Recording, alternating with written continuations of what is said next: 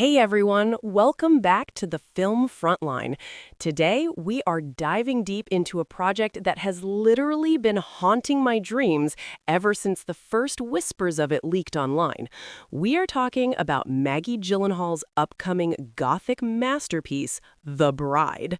If you thought you knew the story of Frankenstein's companion, honey, wipe that slate clean.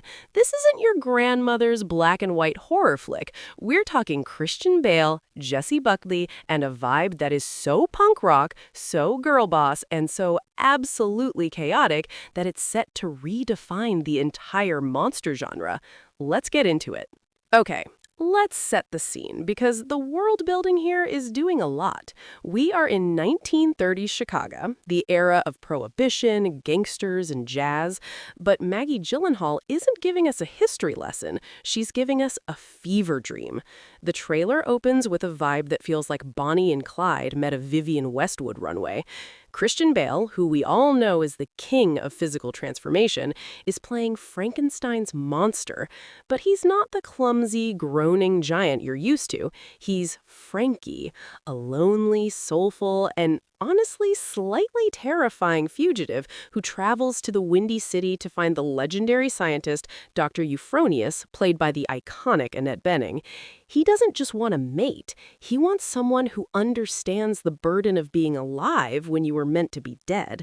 They find their subject in a murdered young woman played by the powerhouse Jessie Buckley. And let me tell you, the resurrection scene, it's pure electric art. We see her covered in wires, sparks flying, and then she wakes up. But she doesn't wake up as a submissive bride. She wakes up with a shock of platinum blonde hair, bleached eyebrows, and a black ink-like mark across her mouth that looks like a permanent, defiant shut up to the world that killed her. The trailer sets a breakneck pace. As soon as she's alive, the accident that killed her is called into question. She starts asking, "Was I just the same before?" And Frankie tells her, "Everything we did it on purpose." That line sent chills down my spine. It suggests that her resurrection wasn't a mistake, but a revolutionary act. We see glimpses of a radical social movement sparked by her existence. She isn't just a monster, she's a symbol. She's out in the streets of Chicago, smoking cigarettes, dancing in underground clubs, and eventually she and Frankie go on a full-blown crime spree. It's total us against the world energy. The film also stars Peter Sarsgaard as a detective on their trail, and Jake Gyllenhaal in a mysterious role that the internet is already losing its mind over. Is he a villain, a former lover from her past life? The theories are endless. Now, for my personal take, can we talk about the sheer audacity of this vision?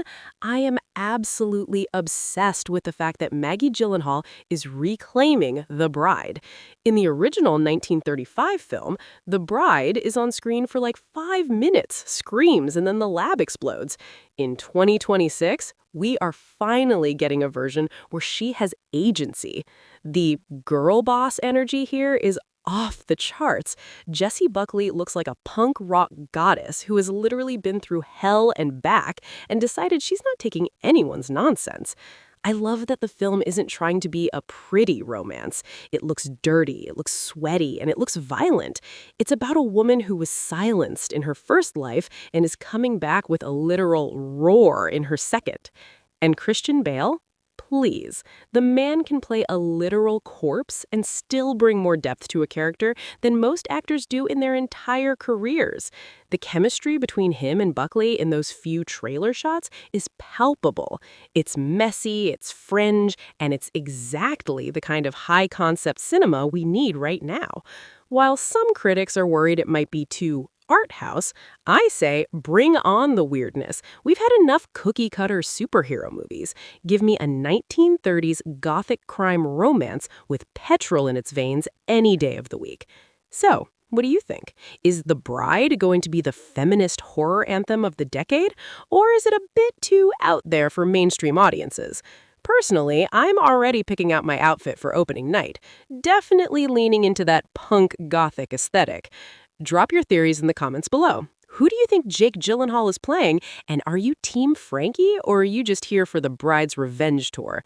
If you enjoyed this breakdown, make sure to smash that like button and hit subscribe to the Film Frontline for more deep dives into the movies that actually matter. Until next time, stay bold and stay cinematic.